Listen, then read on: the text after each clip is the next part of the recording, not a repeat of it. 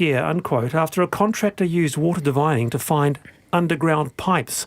The council bet out anti-vaxxers with what the conference spokesperson called sheer stupidity. Of course, the council has refused to accept the award and defended its contractor, saying that while they are sceptical of the practice, also known as dowsing, they saw no harm in doing it as it didn't cost any money. Now, for those uninitiated, diviners using normal copper rods, which they claim vibrate near water. There are many who swear it's total crock, but others believe it can work. So, around the panel, where do you stand? Did they find water? That's what I want to know. Like, that's the key thing. Like, did they find the pipes with the water in them? Did it work is definitely a very good question. But also you'd think that, they should have given it to anti-vaxxers anyway, because, that's obviously a much bigger problem than one person with a water diviner. But, the contractor who did this, they're an engineering firm. And you'd think that as an engineering firm who are in charge of doing some pretty serious infrastructure and public building works, you'd want to be as far away from something as sketchy as using contractors who do things like that. But this is an add-on. This is an extra. So, Linda, hang on. My question to you is, if it's just an add-on to the scientific work they're doing, and there might be some hey, let's do a bit of dowsing because I've done it with my uncle or my great-granddad, and he found water by the apple tree. Why not? Well, I was just about to share some of that anecdotal evidence with you. Because when I was a kid, our bore at home ran dry, and so Mum and Dad had to put another farm bore down, and so they got a water diviner dude to come along and walk around and find the best spot to stick it.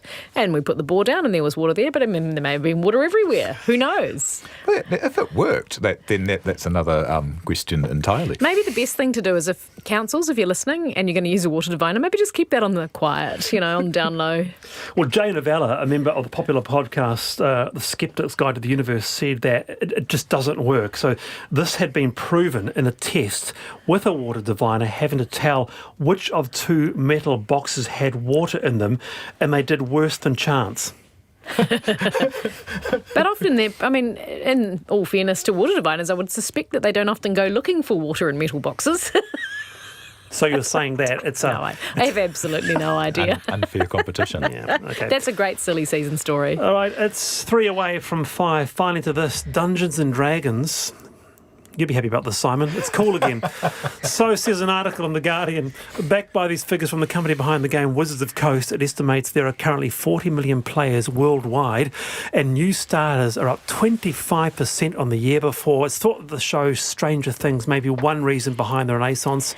So, D&D, Dungeons and Dragons, have either of you ever played it? Linda, you're shaking your head. Ever? Any desire?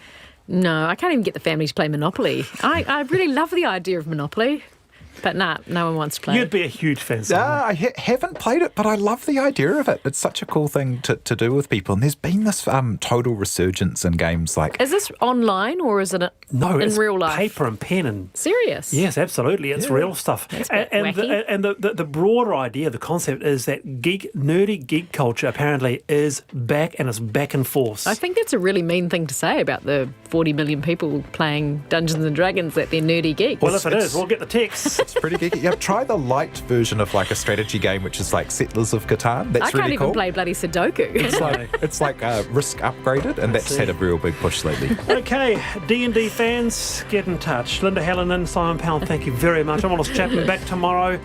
Checkpoint next.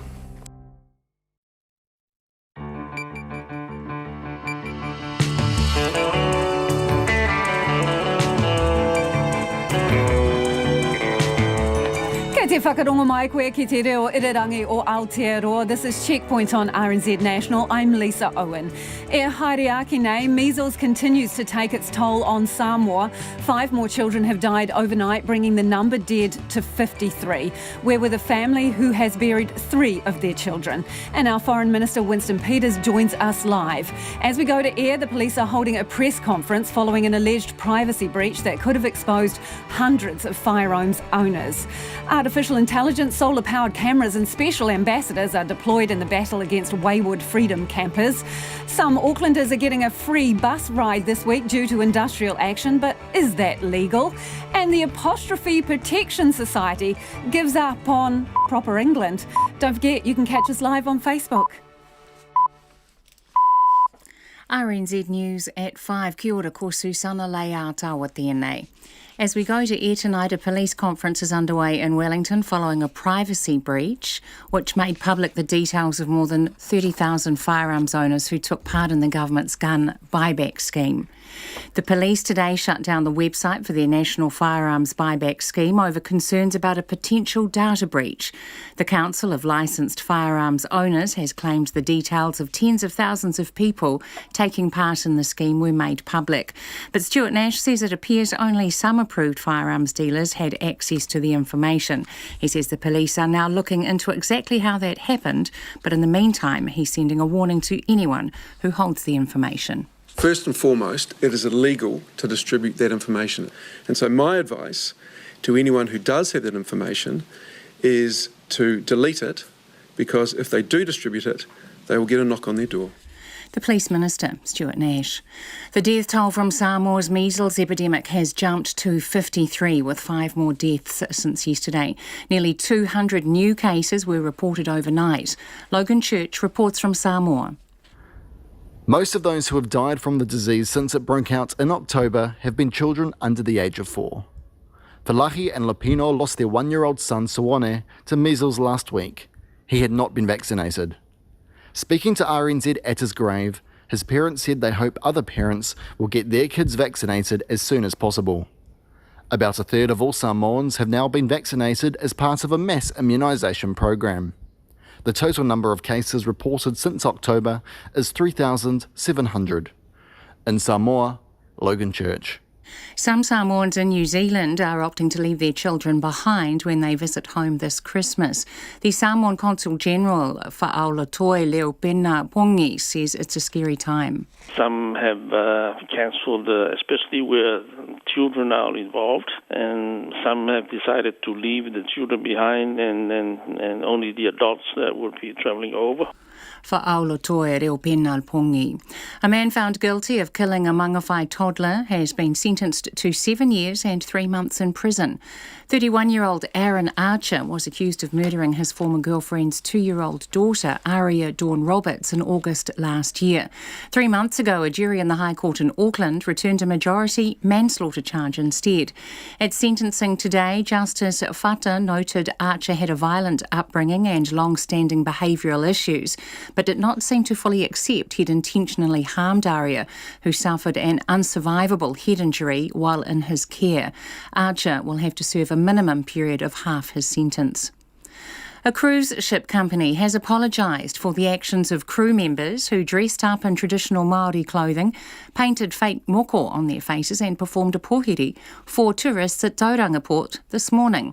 Local iwi Ngaiterangi and Tourism Bay of Plenty have released a joint statement saying they are saddened and offended by the incident. Ngaiterangi's Chief Executive Paula Stanley says it will work with Princess Cruises Australia to ensure it doesn't happen again. Should we just keep on bashing people into submission, or should we try and figure out a way to prevent this from happening again? Because it actually happens too often. What I've asked our team to do is there's an opportunity more to, if you want a pohiri, then, okay, the next week to get in and deliver a pohiri. Paula Stanley of Ngaiterangi. An employment lawyer says unionised bus drivers are within their rights to refuse fares as part of their industrial action. Many Aucklanders had a cheap commute this morning, as about half the city's buses were driven by unionised drivers in a dispute over collective bargaining. John Hannon says it's legal to refuse to perform some duties, but only if it's part of industrial action.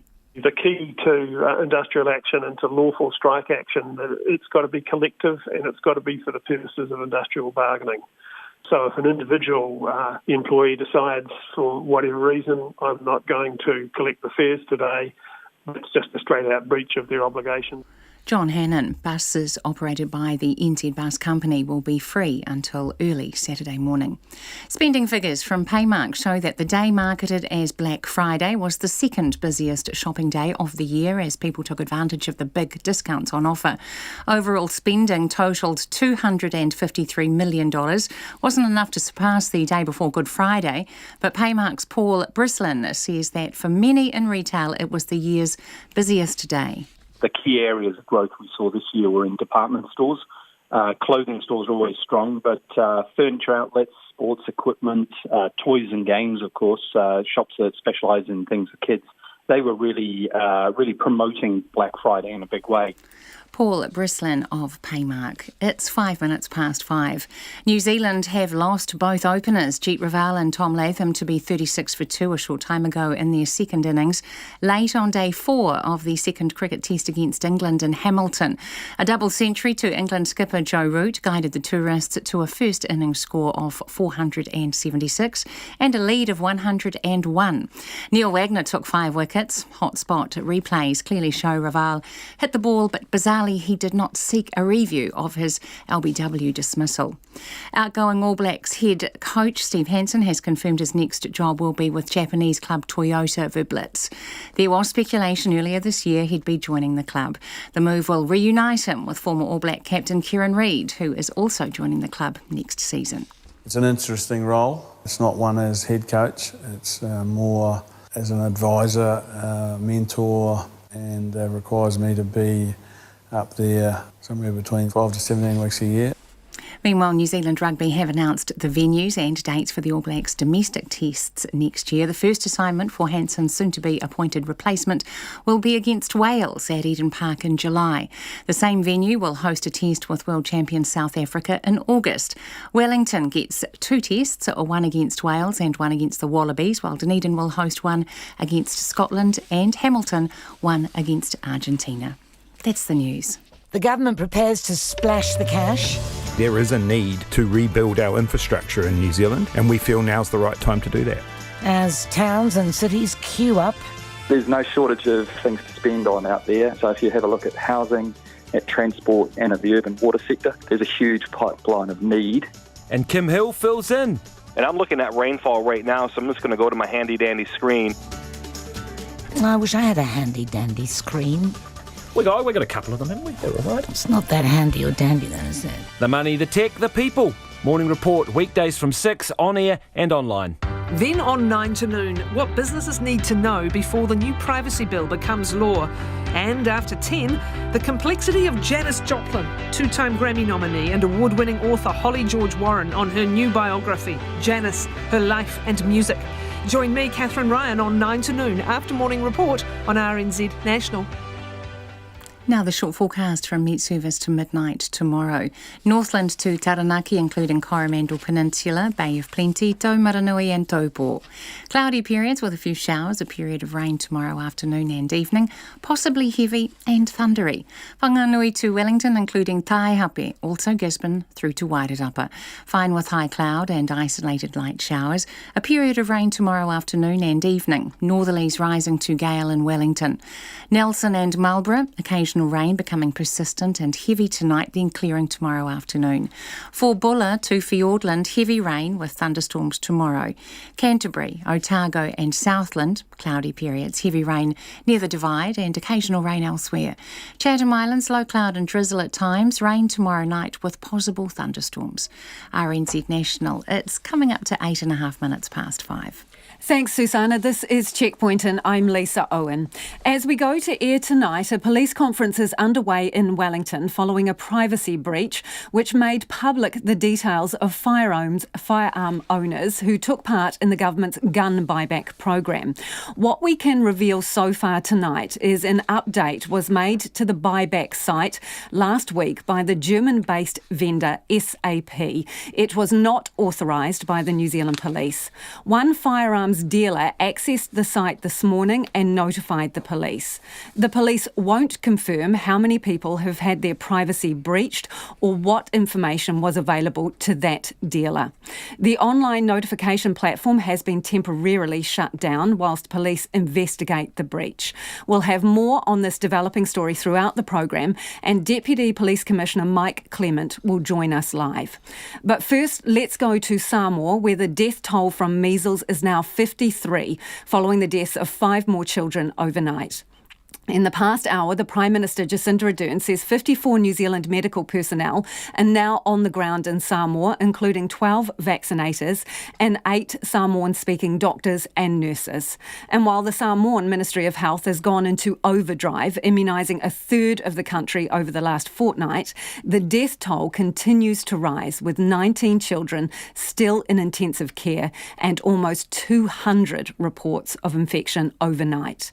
Our reporters Alex Perrottet and Logan Church visited a family who lost 3 children to the disease, who say while it might be too late for them, others should get their children vaccinated. Paulo and Fa'oso Tuivale Puelua are a young couple and until recently had 5 children. Now there's just the 2 older boys left, Edison and Louis. The family is sitting and praying on the fresh grave of 3 little ones they've lost to measles. They weren't immunised. I'm very sad to my 3 kids. I'm very sorry. Fa'oso is 25. She smiles shyly, but behind that calm and brave demeanour is a world of pain and sorrow. She talks to us in Samoan and her sister-in-law, Sheila, translates. Fa'oso say it's not. This is a very, very sad for children. This is missing child for whole life. Their lives are based here in the inland reaches of Lauli, a fertile fruit and vegetable plantation by the banks of a mountain stream. Paulo can't understand why and how this happened, and it happened so very quickly. The 3-year-old, Itila, was at first sent home from the hospital with the doctors giving him the all clear. Itila is going back, he's not sick. One day I come back, Itila, and can go back to the hospital, he's sick. I see the many, what's that? The rash. The rash, many rash you're going on the skin, I'm going to take a hospital. 2 hours you in a hospital and he's died. If he had stayed in hospital, this tragedy may have been limited to Itila, but that was not to be. Not even a week later, the 18-month twins Tamara and Saleh caught measles and fell sick. How much longer till the twins got sick? 4 years. 4 years. 4 days. Sheila says they are all hurting. Look like my sister-in-law Fa'oso is very sad for 3 child. Fa'oso sad. It's a very sad. Samoans have a deep and delicate treatment of death. Graves are ubiquitous, attached to the front of houses or given the place of honour in the centre of villages, often with pictures of those laid to rest, older, mature-aged people, mostly. These 3 children now have their own fale. Paulo built it this way partly because Fa'oso can't separate herself from them. Her mat is on top of the grave because she's sleeping here, blaming herself. I cried before I go out. We had a good cry. Lena Chang is a local hero, leading the Samoa Victim Support Group for domestic violence victims. But as soon as there's a new cause, she takes it up. She's been visiting the family, bringing clothes and other health supplies. But she's been bringing a whole lot more than that. Yes, I personally had a talk with the 2 boys, 4 and 6. They didn't talk much about the ordeal, but you can sense because all the children were playing on the other far side, but they were still sitting on the grave. How do you think Fa'oso is coping? Because she's very young, 25. She's very young. You can see on the grave that she has her own mat. Did you actually see that?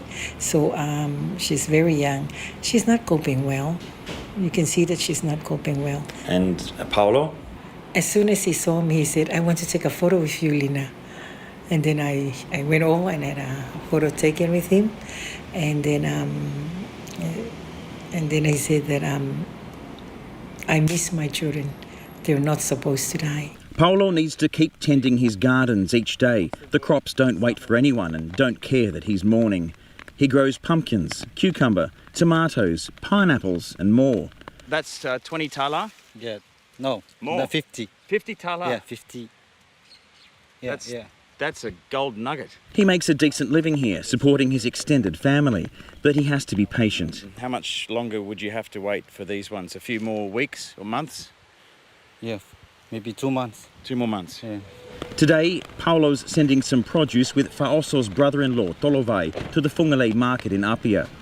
Soon, Paulo will get back to his usual routine, taking the veggies on the bus early on Saturday and spending all day and night at the market, returning home early on Sunday to walk his family to church.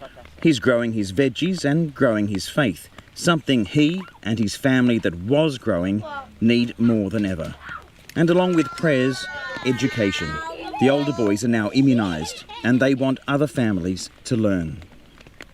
The village kids are getting the message. Paulo and Fa'oso are praying the adults do too. Too many of them are still staying away from the vaccine stations. Many go to traditional healers for alternative treatments. Paulo says those things are fine, but just like his prayers, they can't be done in isolation from professional medical care.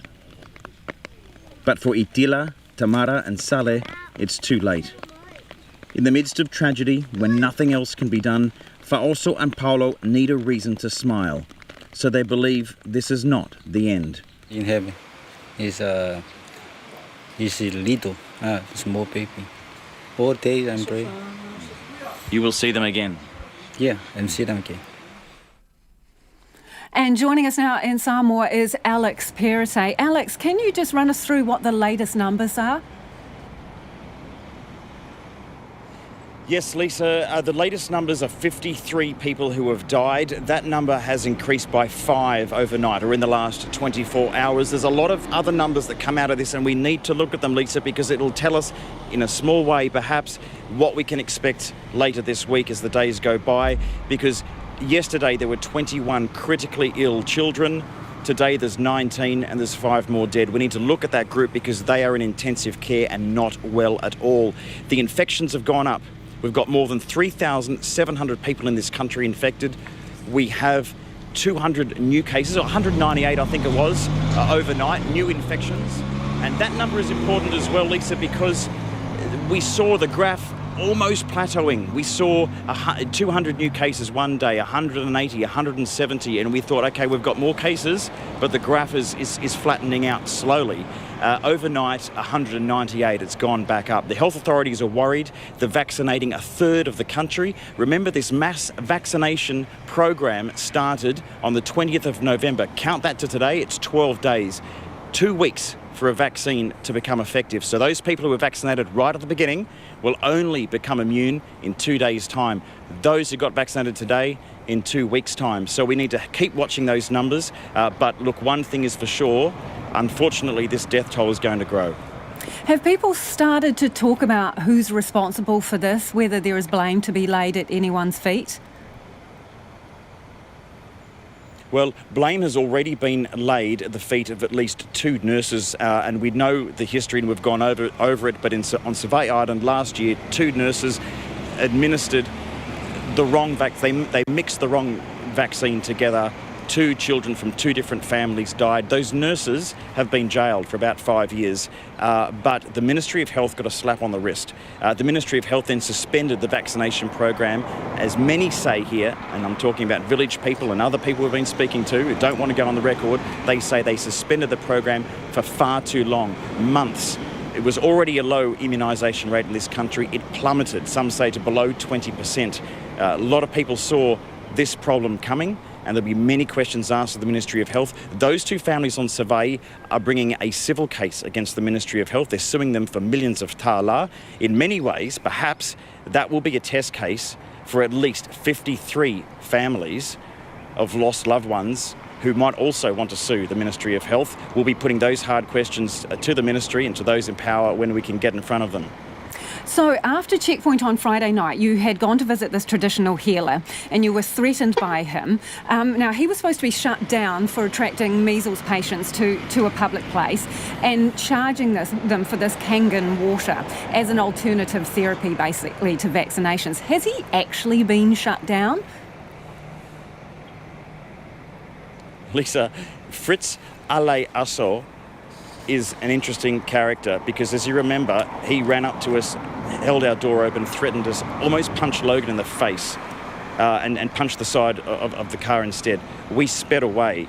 After that, we went down to the south coast to do a whole lot of other reporting, and we heard from newspapers here in Apia on Saturday, theoretically 2 days after he was shut down. We heard from police, in fact, after we visited, that he was shut down, probably due to that kind of coverage from us and other media.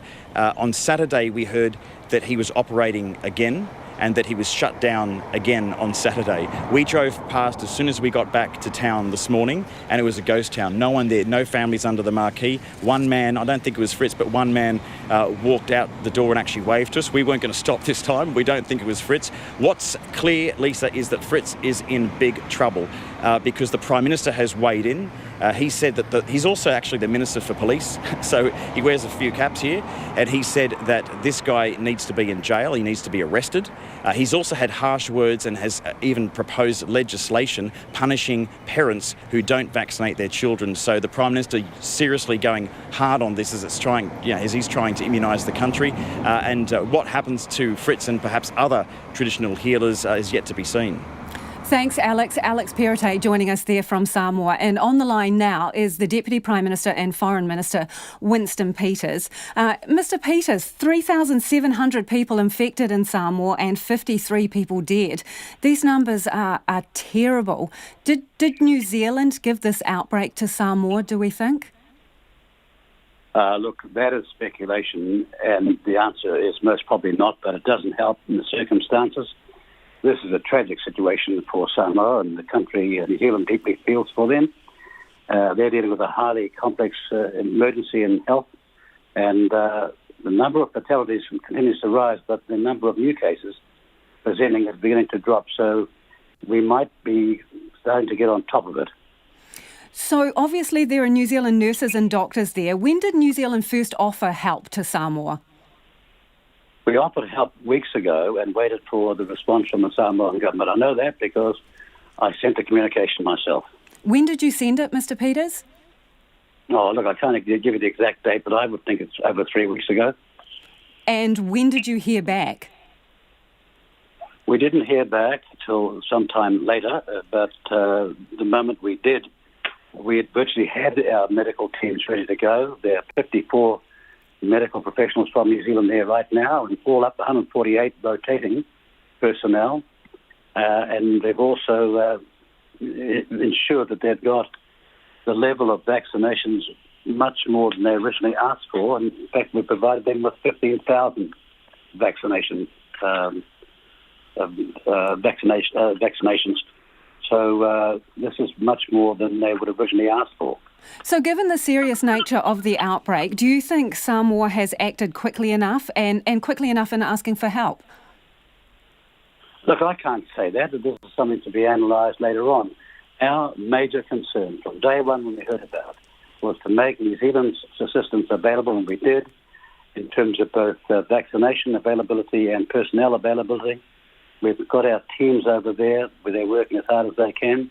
We've also, of course, funding through UNICEF 100,000 measles and rubella vaccines to Samoa.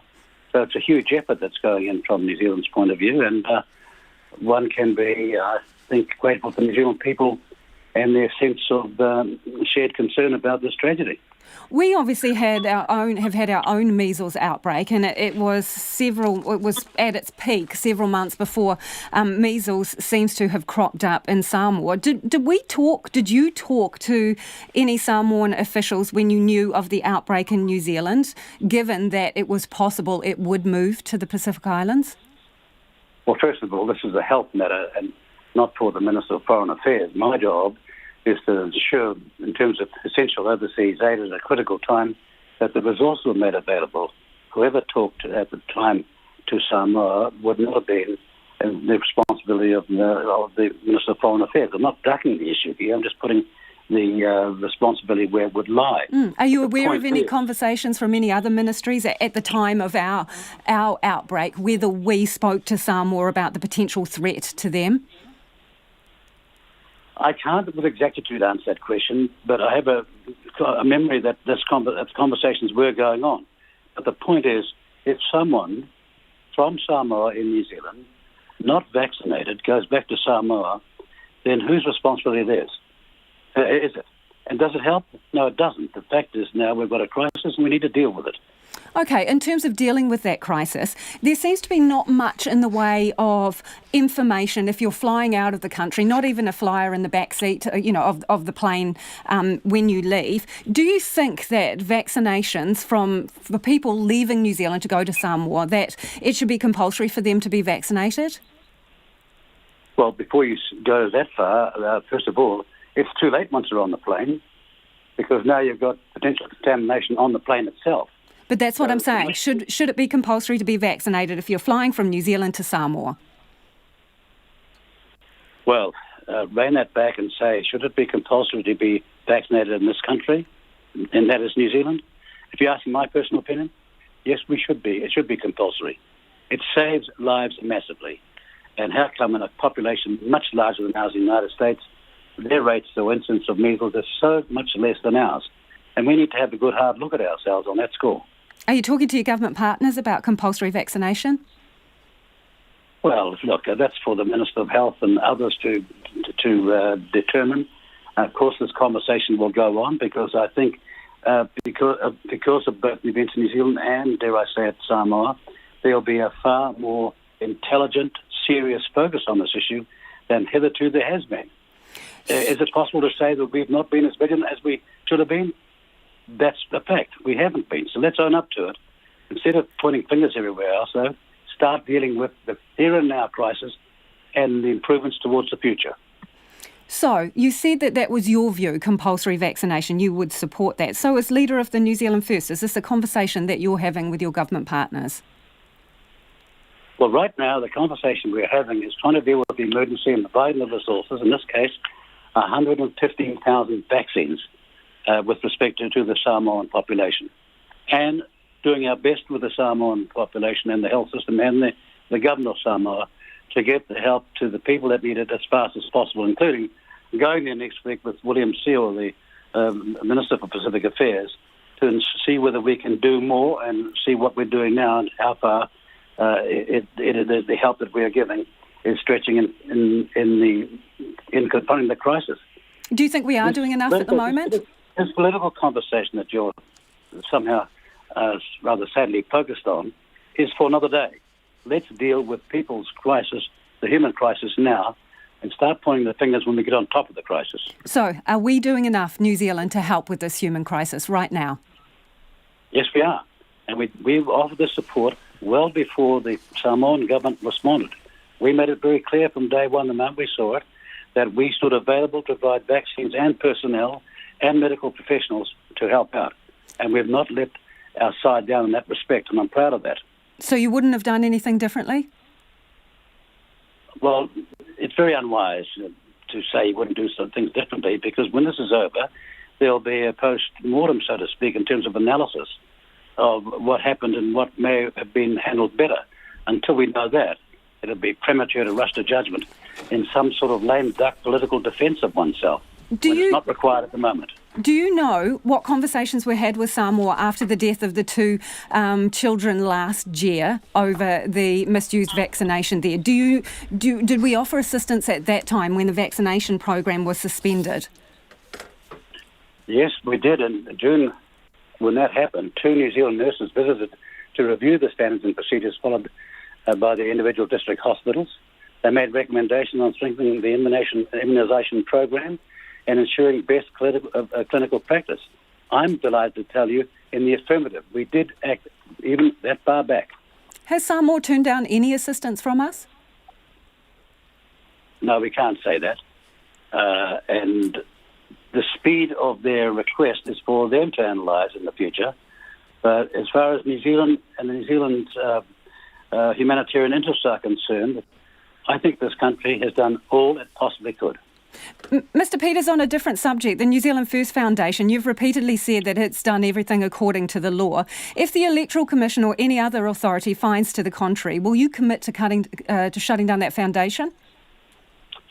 Well, I've got good news for you, and it goes like this. All these matters before the Electoral Commission and have been volunteered in the main by New Zealand First, and they're going to wait their judgment.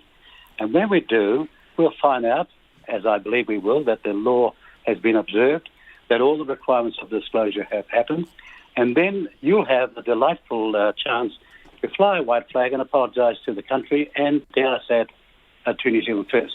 But if the findings are to the contrary, will you commit to shutting the foundation down, Mr. Peters? Yeah. In the meantime, you and I are going to be good people and be patient and wait for some facts, not fiction. And in the meantime, okay, well, I'm asking you for some facts, Mr. Peters. Do you remember being at a meeting in March 2017 where the board of directors at that meeting agreed to the concept of establishing the foundation? Do you recall being at that meeting, Mr. Peters? Well, the answer to that question is I can give you a definitive answer now, but I was asked by the people that called my staff to come on and talk about a crisis of humanity where people have died in their schools, and sad to say, and I'm so disappointed, that you decided to turn this into some... Mr. Peters, your staff will be aware we've been requesting an interview for 3 weeks, and as part of that interview we were very clear about the fact we were going to ask about the foundation. So let's be clear about that we have not hidden that these questions were coming. So I'm wondering, were you at that board meeting, Mr. Peters? Could you give me a yes or no on that one? Of course I can give you a yes or no, but let me tell you this. My two staff members are sitting in front of me, and they prepared me totally for this program. And what you're saying with respect to your diverging from the subject is simply, sadly, particularly because you're much more better performer in the main, false. It is not false, Mr. Peters, and I will continue to ask you, did you attend that meeting or not? Oh, so you'd be happy for my staff to present the evidence. Did you attend that meeting or not, Mr. Peters? That's just Lisa, I'm happy. Should we just stick with the question, Mr. Peters? If you're able to answer it, I would be really grateful if you could. Were you at that meeting or not? Lisa, over-talking me is never going to succeed. The last time I had a conversation with you, I forecast the loss of your last job. You remember that? At the Tauranga racecourse? Now, I don't want to be nasty about it, but I'm sad that you've so let your side down. I'm happy to answer that question. Wonderful, thank you. Could I have the answer now? I'll answer that question to the Electoral Commission, and when the Electoral Commission, who's independent, does its work, I'm happy to... Why not to the voters of this country, Mr. Peters? Do you not owe them just a simple answer to whether you were at that meeting when it was established that this foundation should go ahead? Were you there or not? Well, look, don't act like a Philadelphia lawyer to me. Can I ask you by way of response? I'm happy to answer the question if you can tell me why that is remotely relevant. Mr. Peters, you seem to have distanced yourself from this foundation, so I'm just trying to explore whether you were there at its establishment. The second part of this was the documents that year contained a recommendation that you, as the leader of New Zealand First, select an appropriate legal advisor to develop the foundation. Did you select the legal advisor? If I was in the Samoan families that have bereaved now because of this tragedy, I regard your behaviour and your program's behaviour as really a serious denigration of the tragedy that they as a people face and as a nation face. And let me tell you, you might be prepared to forget about the humanitarian context of this conversation, but me, my office, my staff, will not. So you're refusing to answer any questions on the foundation, Mr. Peters? I'm not answering to you because you're no judge and you don't know the law. You're not... That's clear as that. Mr. Peters, why is it necessary for... That was Winston Peters, the Foreign Minister of New Zealand and obviously the leader of New Zealand First.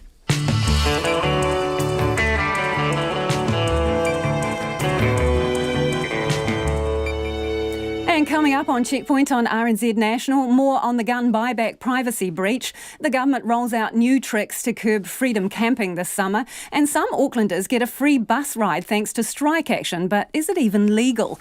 And the official figures are in how much Kiwis spent in the Black Friday sales. We'd love to hear your feedback on anything you've heard on the program this evening. Don't forget you can text us on 2101. You can tweet us at Checkpoint RNZ, or you can send us a good old-fashioned email, checkpoint@rnz.co.nz. We're a little late to the headlines, but Susanna is here. The police say the gun buyback program will continue despite a privacy breach the Deputy Commissioner blames on a software update. The police shut down the gun buyback website earlier today after being alerted to a privacy breach of the database. A short time ago, the Police Deputy Commissioner Mike Clement said police were tipped off by a gun dealer. He's blaming the glitch on a software update. Another 5 deaths in Samoa's measles epidemic have brought the death toll to 53. The toll has been rising for the past week, with another 198 cases recorded in the past 24 hours, bringing the total to more than 3,700. Meanwhile, the Minister of Foreign Affairs, Winston Peters, won't say if he thinks Samoa waited too long to ask for help with the epidemic. He's told Checkpoint the government here offered help more than 3 weeks ago, but did not hear back for some time. Mr. Peters also says it's his personal opinion that vaccination should be compulsory. More than 300 integrated schools are challenging their exclusion from the school maintenance program announced by the Prime Minister. They say the decision breaches their agreements with the government and they are considering legal options. A man found guilty of the manslaughter of a Mangawhai toddler has been sentenced to 7 years in prison.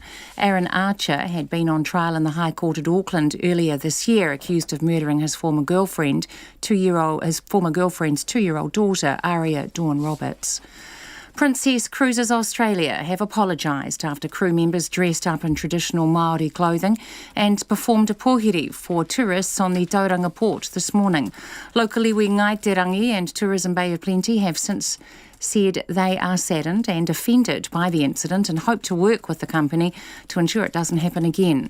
New Zealand are 45 for 2 in their second innings, still trailing England's first innings total of 476 by 56 runs, late on day 4 of the second cricket test in Hamilton. Skipper Kane Williamson is on 22 and Ross Taylor is on 3. Those are the latest news headlines from RNZ National. Our next news and weather update is at 6. Thanks, Susanna. If you're just tuning in, this is Checkpoint and I'm Lisa Owen. And it's time for business now. Nona Pelsier joins me in the studio. Hi, Nona. Terms of trade continue to improve. Tell us, what is behind the improvement? Well, so the terms of trade are a measure of how much we are spending on imports and how much we're making on exports. And I have to say, these are very strong numbers that we got today. They're headed towards a record strength. And it looks like, according to at least some economists, that the global economic slowdown appears to have passed New Zealand by, given these numbers. So the terms of trade rose 1.9%. That's more than the market was expecting. And certainly dairy exports, the value of those, 8.9% increase on the quarter, very big number. And the numbers were, at the higher end. The market was expecting something like 5%. So, 8.9 is quite strong.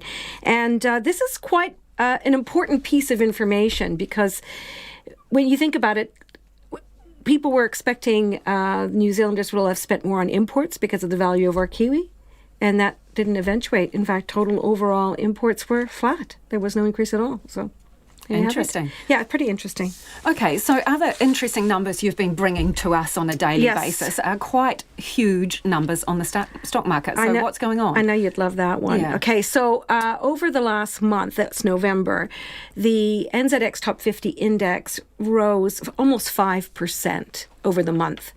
And over the last week, it rose about 3.5%. And in the year to date, we're talking 28%. And that is the highest and fastest the NZX Top 50 Index, the value of it has grown since it was started 20 years ago. And as long as things hold up, we're going to have an astounding year for growth on the market.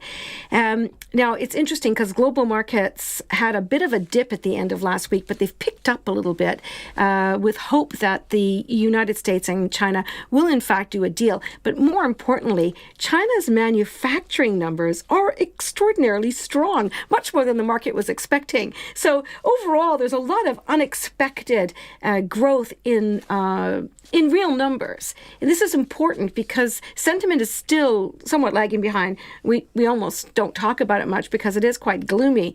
A little bit of a pickup, but today, for example, we had some numbers that indicated that small businesses' cash flow and how much money that they're able to bill and receive on time is also picking up. So overall, quite a positive picture amid what otherwise would be somewhat gloomy sentiment. The numbers certainly aren't adding up to gloom. So what numbers have you got for us today, Lena? Look, the NZX Top 50 dropped slightly, but only slightly, like 15 points. So that's a very small drop to 11,302.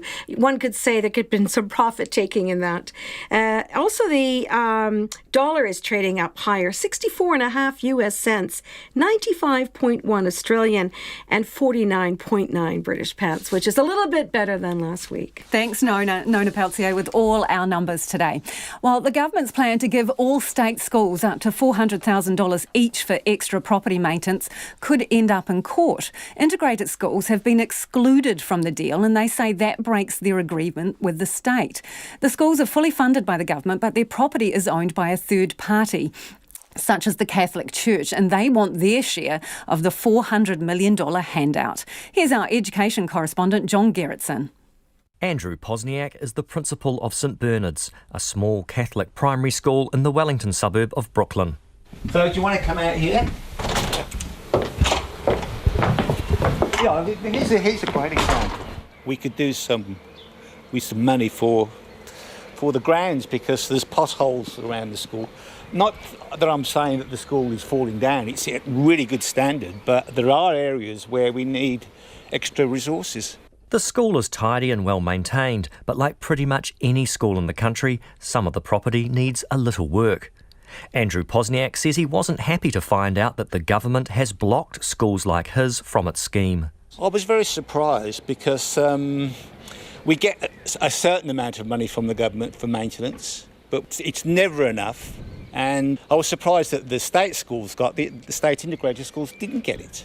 And then I looked to see how much they were getting, and a school our size would be getting $50,000, which would go a long way to fixing certain problems around the school. There are 330 integrated schools, and the organisations that own them can charge attendance dues, which are compulsory fees to cover property costs, while the government pays for their teachers and property maintenance. The chief executive of the Association of Proprietors of Integrated Schools, Paul Ferris, says he was surprised they've been left out of the funding boost. I was hoping to go to the detail and find that was an oversight in the announcement, because in every way in our legal agreements we would expect to be treated the same way. That's the partnership arrangement we believe we have with the government. Because it's maintenance money they're giving, then we would share in maintenance money given out by the state. The Education Minister, Chris Hipkins, says he excluded integrated schools because they can charge attendance dues to keep their property up to scratch. But Paul Ferris says he shouldn't be treating integrated schools differently, and people are angry and upset. We have formed a partnership with the government in the delivery of education. Our parents have put nearly $4 billion of capital up to the government to use free of charge to deliver education to kids in New Zealand, and the government agreed that they would maintain the schools on the same basis as state schools. This is part of that deal, and we should be there. Paul Ferris says the association is exploring its legal options. Meanwhile, the principal of John Paul College in Rotorua, Patrick Walsh, says schools like his could increase their attendance dues in order to keep up with state schools, but they shouldn't have to. That's a possibility, but I think that the big push of this government is around equity and access. So we would be loath to do that in the sense that we don't want to exclude people who have a right to choose a state integrated school to attend by putting up fees where they're financially excluded from them. Patrick Walsh says he hopes the government's policy is not the beginning of a divide between state and state-integrated schools. Mo te hōtaka o te ahi, ko John Gerritsen tēnei. Artificial intelligence, solar-powered cameras and special ambassadors are the latest initiatives to encourage responsible camping this summer. Tourism Minister Calvin Davis announced the new initiatives today in a bid to help councils and communities better manage the upcoming surge in visitors. The planned changes are being welcomed by communities most affected by freedom campers, who are now being dubbed responsible campers to try and encourage better behaviour. Tourism reporter Tess Brunton has more. Kaikoura District Councillor Neil Pavlicek says freedom camping has copped a bit of a reputation in the seaside settlement. It was everywhere, but what happened is we had certain areas get overpopulated where we had stuff on the beach and all that, which some areas we had to close down because I think it was litter everywhere, bad behaviour really.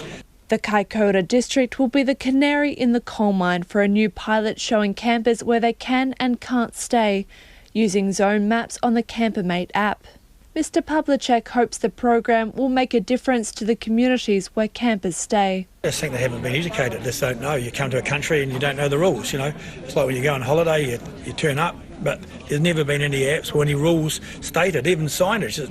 You will go around New Zealand, there's not much signage, but hopefully now we'll have the signage, we'll have the apps, and they'll have all the information they need. So it'll be interesting to see if some of them are behaving badly after this. Kaikoura resident Brian has lived in the area for more than 20 years and says while the zones are a good idea, campers should be paying to stay. The council should pick up money because the government now is paying people to give something free to somebody. Most people would be happy to pay $10, $20, and if they did that, it would pay for itself. At least 10 camping sites will be monitored by artificially intelligent solar-powered cameras that show campers whether the campsite they plan to stay in is full via the Campermate app. During last year's smaller pilot, 90% of people chose another campsite when they discovered their first choice was full. Tourism Export Council Chief Executive Judy Chen says the initiatives will hopefully solve some of the challenges traditional methods haven't. Trying to monitor some of these sites can be quite tricky because it's very hard to have someone there 24/7 to really monitor and to manage the impact and the visitor flow. So using technology to obviously assist and hopefully reduce some of the negative impact of these type of travellers is definitely a plus. Regional Tourism New Zealand Executive Officer Charlie Ives says it's the right time to embrace new technology. I think we need to look at how users or how Freedom campers are using technology, and I think there's been growing use of various apps that are out there in the marketplace. Campermate obviously is one, and I see that usage growing in the years to come. The initiatives cost more than $700,000 and work as part of a wider multi-million-dollar responsible camping campaign announced earlier in the year. Tourism Minister Kelvin Davis says $150,000 will go towards researching campers this summer. It's difficult to make informed decisions if you don't have the information and the data, so that's why I'm very pleased to be able to do the research on the habits and the needs of our visitors, and then we can really target funding in future years to making sure that the money goes to the right place, that we're addressing the right needs, that we're making sure that our visitors have the best experience possible. The other initiatives include a new app for camping ambassadors to provide advice to campers, more funding for a Tourism New Zealand education campaign first launched last year, and free access to the standard for self-contained vehicles, which currently costs $70. Responsible Camping Working Group co-chair and Mayor of Rotorua Lakes, Steve Chadwick, says for the first time, the Campermate app will collect valuable data to show where visitors want to go. We'll be much better informed about where we spend ratepayers' valuable dollars matched with infrastructure from taxpayers. Kelvin Davis says if the initiatives are successful, they may be rolled out across the country. For Checkpoint, Cortes Brunton, Tane. And let's return to Samoa now. There are 53 people confirmed dead in the measles outbreak there. Many of them are children. 19 children are in critical care in hospital, and there are hundreds of new infections daily. There is a state of emergency and a mass vaccination program underway. Our reporter Alex Perrottet is there and has the latest. Alex, what is the latest? Talofa lava, Lisa. I'm standing here right in front of the government offices right in downtown Apia. We were talking a little bit earlier on the program about the Prime Minister Tuilepa Sailele Malielegaoi and his determination to get on top of this crisis, this epidemic. He had threatened those who were conducting traditional healing sessions that they should go to jail. He threatened to at least jail one of them. He said that there could be punishments for those who don't get their children vaccinated. Well, just after we came off air, he's held a press conference behind us in the offices there, and he has said that this Thursday and this Friday the government will shut down. He had two exceptions. That's the electricity and the water authorities. They'll still operate. We'll have electricity and water here. Everyone will be happy to hear. But the rest of the government workers will put their pens down. They'll get out on the streets and they will assist the mobile vaccination units and everyone else involved in delivering vaccines around the country. A third of the country has been vaccinated in the last 12 days. They want to speed that up even faster. Alex, you have said to us before there still remains a problem with younger children. Is that the case? Yes, the ministry is concerned that with a rising number of infections, 19 young children critically ill in hospital, along with 2 pregnant women and 1 postnatal woman and a newborn child, no doubt, that needs to be watched and monitored. That those are the vulnerable ones, and they're the ones that need to get vaccinated. The Prime Minister also confirmed just now, breaking in his press conference, that it will be the law. It will be the law that you must get vaccinated. You were speaking to Winston Peters a very short time ago. He expressed at least his opinion that it should be compulsory in New Zealand. He didn't want to preempt anything from the Health Ministry and David Clark. Well, in this case, Samoa is one step ahead of New Zealand. He's confirmed he's going to put it into law. It will be compulsory in Samoa for everyone to get the vaccine. There's 2/3 of the country left. Some of them, of course, already vaccinated beforehand, but not many. Still many more vaccinations here to come. Thanks, Alex. That is Alex Perrottet with the latest from Samoa. And just to recap there's going to be a shutdown of government departments. They will assist with the vaccination program and rallying people, as Alex said there, bar 2 departments. The others will be shut down. And there's been an announcement also that the government intends to introduce a law there in Samoa to make vaccinations compulsory. It is about 10 minutes away from 6. I'm Lisa Owen and you're with Checkpoint on RNZ National. Keen for your feedback on anything you hear on the program tonight. As we mentioned, Samoa moving to compulsory vaccination. Should we do the same here in New Zealand? You can text us on 2101. You can tweet us at Checkpoint RNZ. Or send us an email, checkpoint@rnz.co.nz. And in Auckland, many Aucklanders have had a cheap commute to start the week thanks to a bevy of free bus rides. About half of Auckland's bus drivers are telling passengers that they can ride for free due to a breakdown in collective bargaining with NZ Bus and 2 unions. But is it legal, and who will cop the cost of the thousands of free fares? John Bond reports. First Union says NZ Bus tried to make a last-ditch effort on Friday afternoon to get the union to cancel the strike.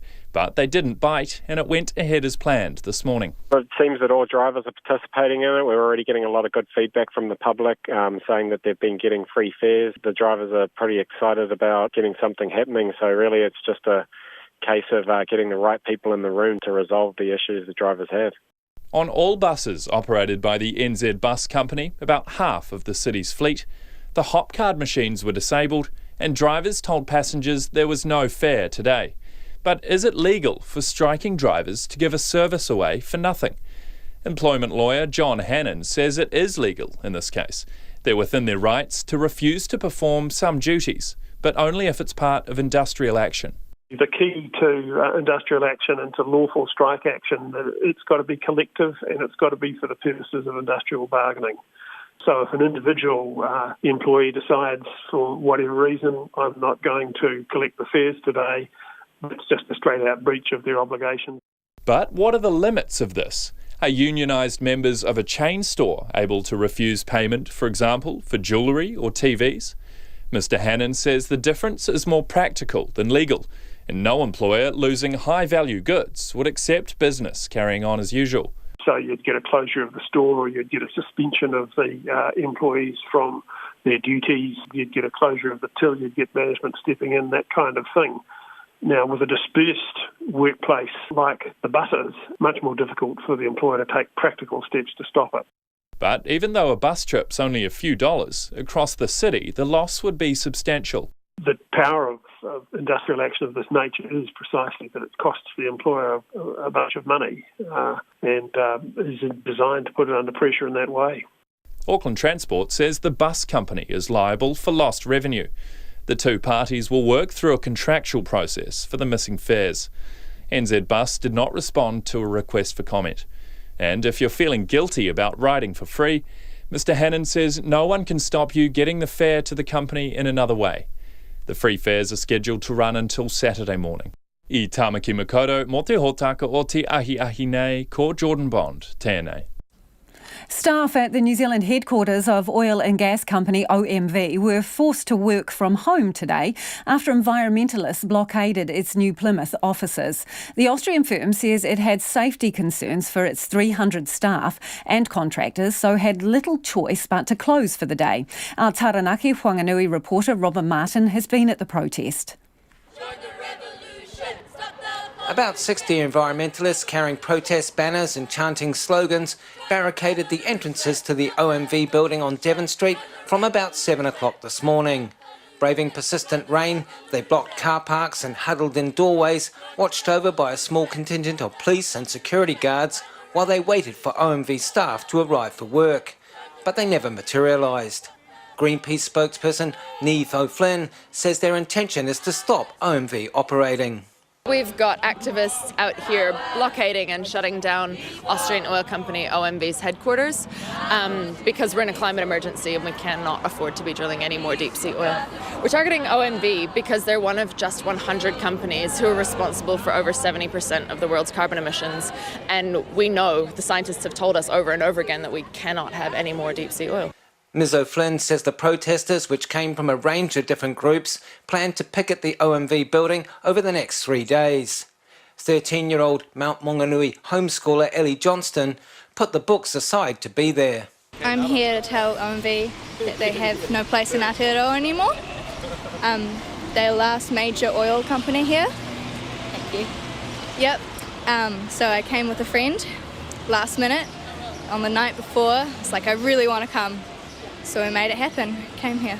Ms Johnson says a lot of young people are scared about what the future holds.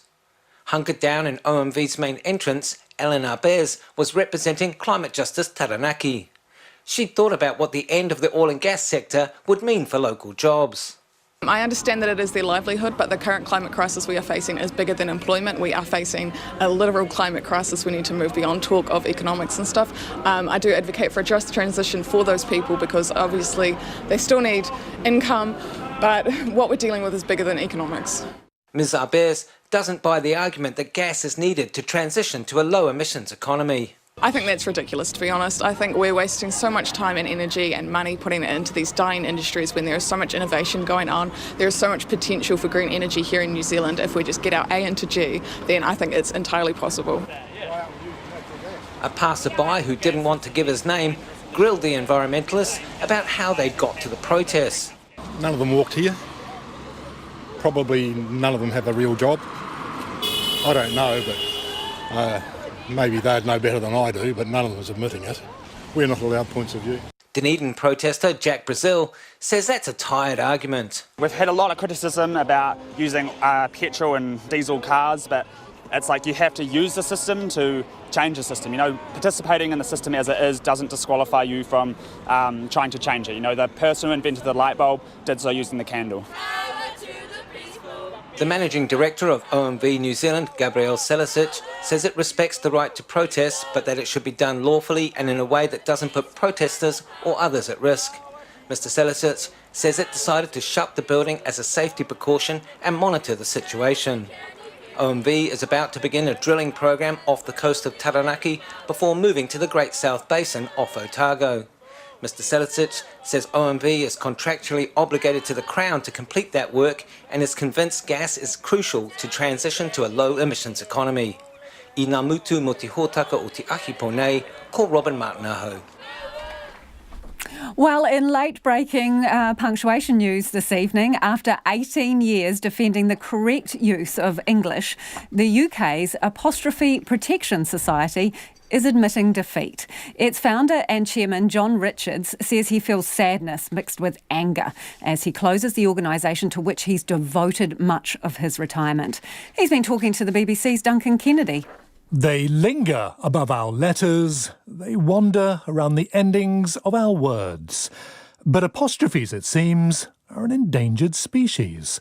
The Apostrophe Protection Society, yes, there really is one, says their future is, well, up in the air. The Society's 96-year-old chairman, John Richards, says they're vital, yet people have struggles with these squiggles. If you wrote a note saying, "I've come to collect my brother's books," where you put the apostrophe, before or after the S, shows you exactly whether you have one brother or several brothers. Can't think of any way around that.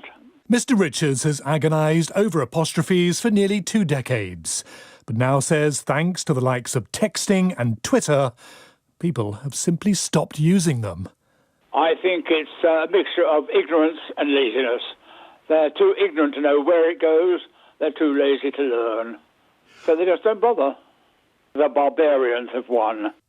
Mr. Richards says his society for this abused and misused punctuation mark is now closing, heralding what, for some, might be called an apostrophe catastrophe. And that was Duncan Kennedy reporting. We've got a bit of time for some feedback before the 6 o'clock news. This person on measles says, I'm going overseas on Friday to another country with a measles epidemic. I have tried to be vaccinated in New Zealand. I was born before 1969. New Zealand aged limit restriction. Am in a risk category and local GPs have refused me vaccination. New Zealand has a responsibility to vaccinate every traveller. Further, I offered to pay but was still refused. New Zealand has not done all it could possibly do. And another person says the anti-vax brigade who banged on about the dangers of vaccinations about 20 years ago need to take a fair amount of blame for this mess. RNZ News at 6. Ngā mihi nui ko Susana Leata tēnei. The police say the gun buyback program will continue despite a privacy breach the Deputy Commissioner blames on a software update. Earlier today, the police shut down the Buyback website after being alerted to a privacy breach of the database. The Council of Licensed Firearms Owners claimed that full contact details, firearm licence numbers and bank address details of people taking part in the scheme had been made public. Deputy Commissioner Mike Clement says a dealer notified the police this morning. We've been able to identify the error back to an update made by our vendor last week, which provided dealers a higher level of access to the notifications database. Our investigations have shown only one dealer login has accessed the system since the update. Mike Clement says the software update by the German provider SAP was not authorised by the police. He says the website will remain offline until its security can be verified. In the meantime, a manual process will be used to manage the scheme. Samoa's government is to shut down on Thursday and Friday so all public sector workers can help with the country's mass measles vaccination campaign. The Prime Minister, Tuila Epa Sailele Malie Lengaoe, has just made the announcement in a nationwide address. He says all branches will close with the exception of the water and electricity authorities. The death toll from Samoa's measles epidemic has jumped to 53 and the total number of cases to 3,700. Most of them children under the age of 4. So far, about a third of all Samoans have been vaccinated. The Foreign Minister Winston Peters won't say if he thinks Samoa waited too long to ask for help with the epidemic. He says the New Zealand government offered assistance more than 3 weeks ago but did not hear back for some time. Mr Peters told Checkpoint now is not the time to focus on any mistakes. Our major concern from day one when we heard about it was to make New Zealand's assistance available, and we did, in terms of both vaccination availability and personnel availability. We've got our teams over there where they're working as hard as they can. We've also, of course, funding through UNICEF 100,000 measles and rubella vaccines to Samoa. Winston Peters says it is also his personal opinion that vaccinations should be compulsory. Meanwhile, as Mackenzie Smith reports, 2 New Zealand Defence Force planes containing medical supplies, equipment and vaccine have been sent to Samoa. On Friday, a Hercules C-130 left New Zealand carrying an oxygen generator and oxygen compressors, condensers and bottles. It made a stop in Fiji to pick up 50,000 measles and rubella vaccines UNICEF is sending Samoa's government. And today, a Defence Force Boeing 757 carried several tons of medical supplies to Samoa. Rear Admiral Jim Gilmore says the Defence Force is working closely with the Foreign Ministry to assist in Samoa. This is Mackenzie Smith. A second man has appeared in court in relation to the death of Upper Hutt woman Lois Tolley in 2016. The 27-year-old was arrested in Auckland late last week and appeared in the Manukau District Court today. The man is charged with aggravated burglary and assault with intent to rob. Another 27-year-old man who appeared in the High Court in Wellington in September, charged with Ms Tolley's murder, will stand trial late next year. The United Nations Secretary-General says current efforts to reach global climate targets are thoroughly inadequate. Opening the COP25 climate summit in Madrid, Antonio Guterres directly criticised nations like the United States and China for their continued use of oil and coal. He said scientists say it's still possible to limit temperature rises to the 1.5 degrees target agreed in Paris 4 years ago, but serious change is needed.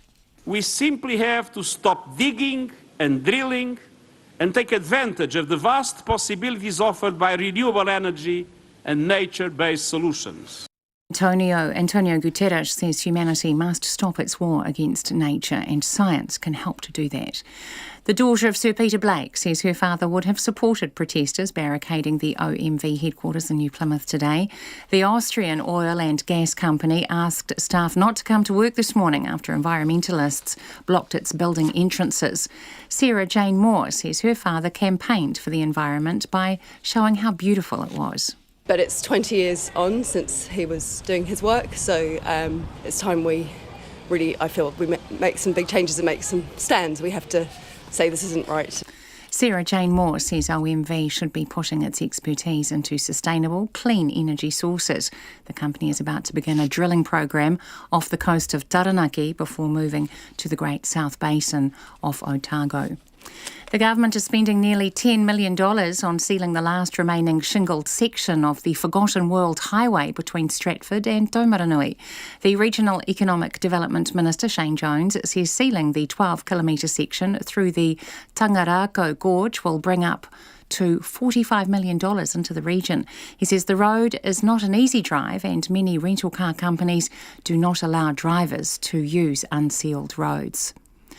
A crucial step towards building a national Erebus memorial in Auckland has been delayed until next year. The memorial is planned for Dove-Mai Robinson Park in Parnell. The Waitemata local board had been due to consider approving the plan at its final meeting for the year tomorrow. But Manatu Taonga, the Ministry for Culture and Heritage, says it has delayed this until it has approval from the Auckland Council and Heritage New Zealand. Last month, the sod-turning ceremony, scheduled for the 40th anniversary of the Air New Zealand crash, was postponed because of opposition to the memorial from neighbours. It's just past 6 minutes past 6. The Black Caps are 75 for 2 in their second innings, still trailing England by 36 runs, nearing the end of the penultimate day of the second cricket test in Hamilton. Earlier, England were finally dismissed for 476, giving them a 101-run first innings lead. The Black Caps batsmen out Jeet Raval and Tom Latham. A short time ago, skipper Kane Williamson was on 32 and Ross Taylor 20. Auckland and Wellington will each host 2 All Blacks tests next year. New Zealand Rugby has announced that the first assignment for outgoing coach Steve Hanson's soon-to-be appointed replacement will be against Wales at Eden Park in Auckland in July. Eden Park will also host a test against world champion South Africa in August. Wellington also gets a test against Wales and one against the Wallabies. Dunedin hosts one against Scotland and Hamilton one against Argentina. Meanwhile, the Hurricanes are hoping Adi Savea will be able to feature in the second half of next year's Super Rugby season. The All Blacks flanker will have knee surgery next week and has declared he'll be sidelined for 5 to 6 months. But Hurricanes Chief Executive Avon Lee believes he could be back sooner. Football fern Olivia Chance has been part of football history, but she won't remember it fondly. Chance was a member of the Bristol City side, beaten 11-1 by Arsenal, the biggest losing margin in the history of the England's Women's Super League. That's the news. Tonight on Nights, Peter Lamp looks back on the weekend's sport. Our window on the world meets people who listen to the music of Amy Winehouse to help overcome their mental struggles, even if she couldn't overcome hers. And Sue Peters-Hawke remembers her dad, Bob, and what it was like to have an Australian Prime Minister for a father. On Nights with me, Brian Crump, after the news at 7 on RNZ National. Now the short forecast from Met Service to midnight tomorrow. Northland to Taranaki, including Coromandel Peninsula, Bay of Plenty, Taumaranui and Taupo. Cloudy periods with a few showers. A period of rain tomorrow afternoon and evening, possibly heavy and thundery. Whanganui to Wellington, including Taihape and Gisborne through to Wairarapa. Fine with high cloud and isolated light showers. A period of rain tomorrow afternoon and evening. Northerlies rising to gale in Wellington. Nelson and Marlborough, occasional rain becoming persistent and heavy tonight, then clearing tomorrow afternoon. Bulla to Fiordland, heavy rain with thunderstorms tomorrow. Canterbury, Otago and Southland, cloudy periods, heavy rain near the Divide and occasional rain elsewhere. Chatham Islands, low cloud and drizzle at times, rain tomorrow night with possible thunderstorms. RNZ National, it's 9 minutes past 6. Thanks, Susanna, and thanks for joining us. This is Checkpoint. I'm Lisa Owen. The police say the government's gun buyback program will continue despite a privacy breach being blamed on a software update. Police today shut down the gun buyback website after being alerted to the breach. The Council of Licensed Firearms Owners claims the full details of banned firearms and their location had been made available online to the public. But Police Minister Stuart Nash says that's not the case, and only approved firearms dealers have been able to access the information. Joining us now to discuss this is Police Deputy Commissioner Mike Clement. Good evening. Can you tell us exactly what information was accessible online? Yeah, good evening. So what's happened is the efforts to try and extend some information online for the dealer network, we've regrettably, through the software provider, given a wider access, much wider access than intended to those people who were dealers accessing the information. So we're still getting to the bottom of exactly what they did see and how many details of how many gun owners they saw. But the reality is it's name, address, type of firearm, and could include banking details. So when did you find out exactly? We found out at between 9 and 10 o'clock this morning. And how long did it take you to shut the site down? About an hour, but by the time that the notification was made through to our call centre and then made its way to me and others in the program and then across to SAP to say we've got to shut it down while we work out what's gone on here. So when you say that it was an unauthorised update, how did that happen? Well, sort of indicated that what we've been trying to do is to work with dealers to give them the information they need to better process the firearms that they come into contact with. And what we've been trying to do is, over time, was to develop that software and meet that purpose. It was supposed to go into a testing environment in the software solution, and by a human error went into production or went into the live site. So the information was available and it simply shouldn't have been. So are they sacked now? Well, we've been busy at the moment trying to work out what information was made available and more importantly, actually, what's happened with that information, if anything. So that's been our focus at the moment. I haven't turned my mind to sacking anybody. SAP is very disappointed. They've issued a statement this evening saying that they unreservedly apologise to police and the citizens. But the horse has bolted, hasn't it? The horse has bolted. So will you be reviewing their contract? Well, the horse hasn't bolted. What I'm saying is that there was information that was seen by one dealer online since it went live, and what we're trying to do is to get to the bottom of what, if anything, that dealer has done with the information. So we'll know the answer to that in the next day or two, but I can guarantee you, we have started conversations with SAP. They're very disappointed. I'm disappointed with them, and once we've sorted out what's gone on here and how to fix it, so that we can get on with the buyback process, then we'll have a conversation about what the implications are. The problem, though, is that you now have a trust issue, don't you, in terms of the public? Would you accept that? Well, as I've said, I'm disappointed and so is SAP. And if people will understand that we've been trying to do the right thing, we haven't done it. It hasn't been good enough in this respect. So how can they trust you with their information, critical information? How can they trust you? Well, because we've got... in this case, we've fallen short of their expectation. When I say we have, SAP has. And in the meantime, we've got, millions of pieces of information from members of the public and many databases that we protect all of the time. So this is a glitch that we don't want to have happen, and regrettably it has happened. We'll get to the bottom of it. But in the meantime, I'm very confident that people they can put their trust in police when it comes to looking after their information. We found out about it, we closed down the access very quickly, and we're moving to try and work out what's happened so that we can get on with the buyback. But the reality is it has happened, and while you may have contained it, it's happened at a very sensitive time and in relation to a very sensitive issue. So how do you think it will affect people's confidence in the buyback program? Well, they'll have questions, and I hope that when they hear me speak about what's going on here and the fact that we're getting to the bottom of it, so that when we put the system back up online, that we are confident in it, that they can trust in that. And so they'll either believe me or they won't believe me. The reality is that we've got to be able to convince members of the community who have got firearms to be brought in because they're now prohibited. We've got to convince them that the system is sound and that we can look after their information. This is an unfortunate setback, but we will get to the bottom of it, and by the time the system goes back up and online so that those people can continue to use the system, that assurance will come with that. In the meantime, we've got a paper-based system that we will continue to use to make sure that we are collecting the people's firearms and then processing them accordingly. It's particularly unfortunate, though, isn't it, when you are trying to get support for a gun register? Well, that's one of the options that's before Select Committee at the moment, is a gun register. There are two different things going on here. We built both relate to storing data, though, don't they? They do, yeah. We store data across a number of databases, millions of pieces of people's data, across many databases all of the time. And we know that we've got to be excellent with regard to looking after that data.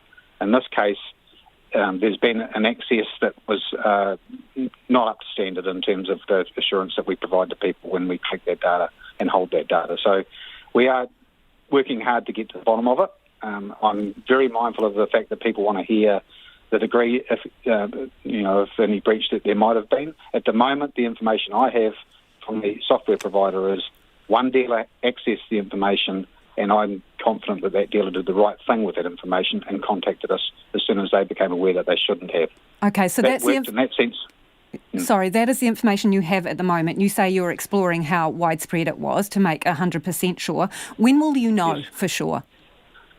Well, there's audit logs all through the system. So when SAP built this system, they built audit processes into it, as most software companies would do with any software solution. So they are analysing that to work out how many, which is they're telling me it's one person, and they'll confirm that tomorrow. I'm confident that that's where they've got to today.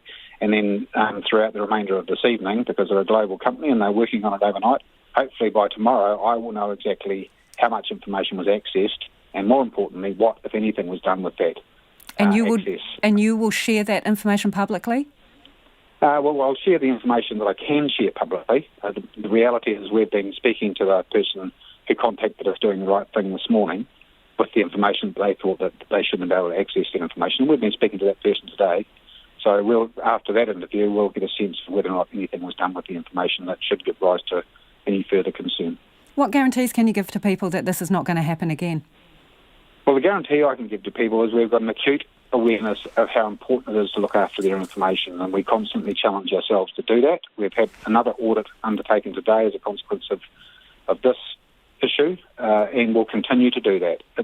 Whether it's in a software solution or whether it's in hard copy, we've got an obligation to look after people's information. It's not all in software solutions. We've got an equal responsibility with regard to what's in hard copy. That's the expectation that's made of us, and that's my job to make sure that we meet that. And if we don't, that there's an explanation that's acceptable to everybody with regard to that. And there are consequences? Or just an explanation? Well, there'll be consequences once we work out what's happened to the full extent that it has. And at the moment, as I'm saying, is SAP, who's a software company who developed the solution, have unreservedly accepted the responsibility for it. And so, we'll be having conversations with them about our ongoing relationship with them. Appreciate your time this evening. That is the Police Deputy Commissioner, Mike Clement, talking there about a privacy breach in relation to the software holding information about the gun buyback. Vaccinations in Samoa will be compulsory following the measles epidemic, which has so far claimed 53 lives. In the past hour, the Samoan Prime Minister has addressed the nation, declaring the government will shut down this Thursday and Friday, and vaccinations will be mandatory. It follows our Foreign Minister, Winston Peters, taking a similar line earlier in the programme, telling us he thought immunisation should be compulsory if it prevented international travellers transmitting the disease. It is the sixth consecutive day the death toll has gone up in Samoa, with children making up 48 of the 53 who have died. Another 19 children remain in a critical condition in intensive care. And as Mackenzie Smith reports, experts are blaming an ill-informed anti-vaccination movement for the crisis. According to officials, nurses and experts, Samoa's measles epidemic is far from over. On top of today's deaths, there were a further 198 reported cases and 183 people remain in hospital. A mass vaccination campaign is underway. Researchers at the University of Auckland are predicting the epidemic will peak at around 70 deaths in the next month. Samoa's Consul General to New Zealand, Fa'aolotoi Rupenapongi, says he hopes it will be contained soon. There's been a lot of people a bit scary to travel to Samoa at the moment. Globally, measles is on the rise. According to the World Health Organization, cases are up 300% in the first 3 months of this year compared to 2018. Last week, it said anti-vaccine misinformation contributed to the epidemic in Samoa. A professor at the Baylor College of Medicine in Houston, Peter Hotez, says the anti-vaccine movement has made inroads globally, including in Samoa. The anti-vaccine movement is really being allowed to run unopposed, and so there's been no substantive effort to counter it and to respond to it and really to either take it down or respond to it with heightened vaccine advocacy. Peter Hotez says if measles is left unchecked, it could reverse global gains in public health. He says the rise of social media and online commerce have hugely enabled the anti-vaccination movement. Bloggers like Australia's Taylor Winterstein have seized on the epidemic to falsely label vaccines as dangerous. That's drawn the ire of vaccine advocates, including Alison Campbell, a senior lecturer in biological sciences at Waikato University. We have seen around the world a bit of an uptick in people making all sorts of claims about supposed dangers in vaccination. Taylor Winterstein says she stands for informed consent and vaccine injury awareness and is not anti-vaccine. Meanwhile, the latest deaths in Samoa come as the country nears the busy holiday period. Churches there have cancelled Christmas gatherings, and Samoans in New Zealand are being urged to vaccinate before visiting.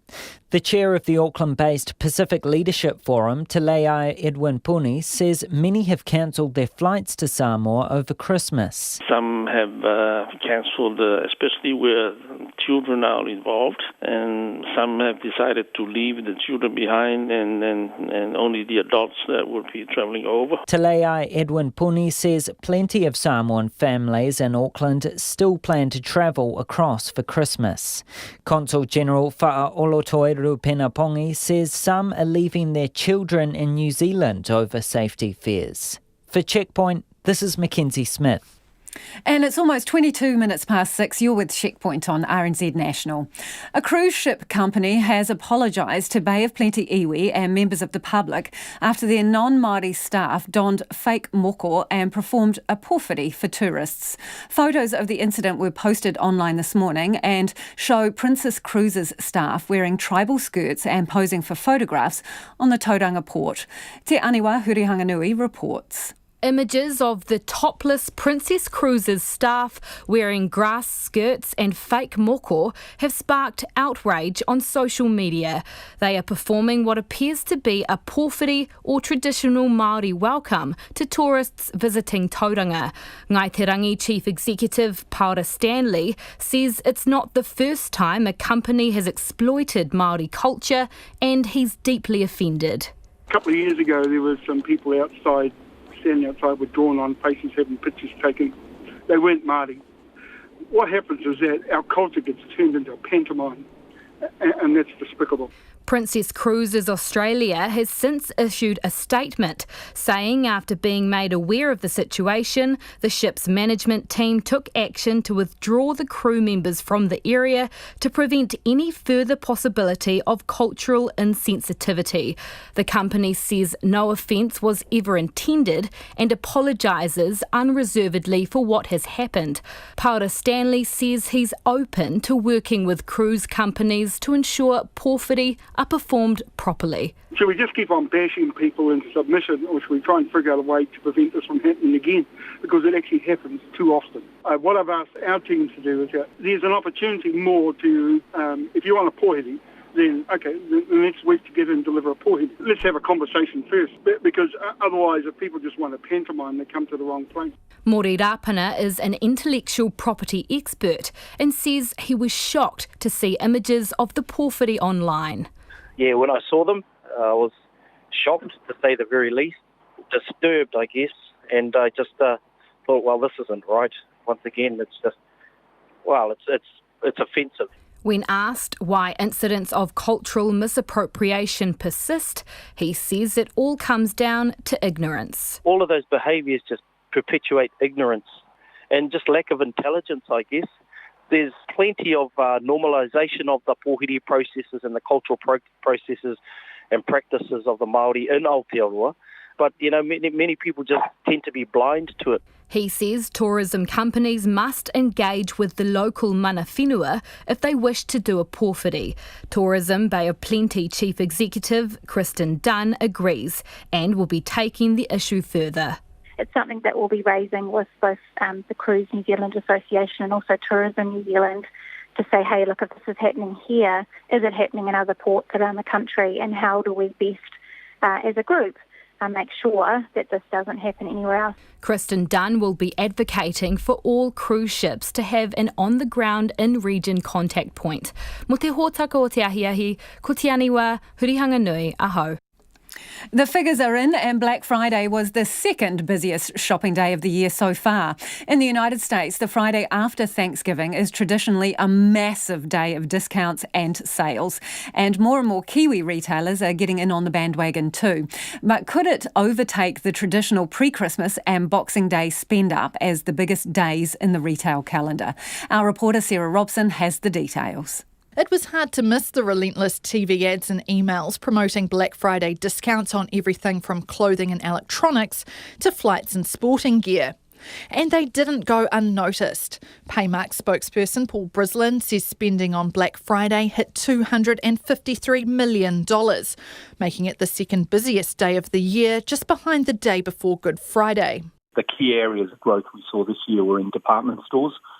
Clothing stores are always strong, but furniture outlets, sports equipment, toys and games, of course, shops that specialise in things for kids, they were really promoting Black Friday in a big way. Paymark says merchants in the core retail group, excluding food and hospitality, processed payments for over $71 million worth of goods. That was up more than 20% on Black Friday last year and even surpassed Boxing Day.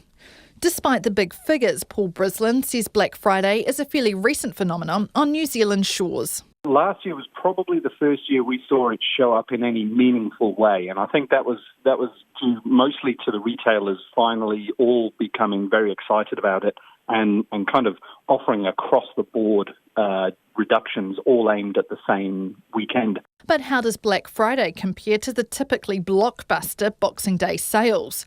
Rod Duke is the managing director of the Briscoe Group, which includes Briscoe's, Living and Giving and Rebel Sport. Certainly for us it was big. Up until recent times, Boxing Day was the biggest single day, and now Black Friday has in fact overtaken it. Rod Duke says they're still waiting for the final figures, but early indications are that Friday, Saturday and Sunday were the busiest 3 consecutive days in the company's history. But what makes an American import like Black Friday so popular with Kiwis? It is a typical heavy shopping period anyway in the run up to Christmas. People, I guess, are just sitting back saying, wow, if I can get a real serious bargain now, I'll take it. And Rod Jupe says as well as people heading into their bricks and mortar stores to browse the shelves, more and more people are opting to click and collect, buying the items online and picking them up from their nearest store. If it was a barbecue, you could pick it up Saturday morning and be cooking on it Saturday evening. Chris Wilkinson from the First Retail Group says Black Friday this year was much bigger than last year. We've seen more retailers jump on board. We've seen the likes of Pack and Save start promoting for Black Friday. And when it's in those everyday retailers, that's when it really gets that cut through into people's lives. And Chris Wilkinson says retailers here have to keep up with what's happening overseas too. And we're seeing all kinds of new influences coming through. Consumers are driving these trends. They're seeing this happening overseas and they're asking for these types of experiences. They're looking for these big discounts and that's in many ways driving what retailers are doing here. Paymark is still tallying up the figures for the weekend, and with many of the big discounts continuing into today, retailers will be hoping more people opted to get the Christmas shopping done early. Mō te hōtaka o te ahi, ko Sarah Robson, aho. And let's squeeze in some of your feedback before we go on free bus rides in Auckland due to industrial action. Peter says, just to let you know, I'm a regular on the buses in Auckland. I found that New Zealand bus services were free this morning, no charge.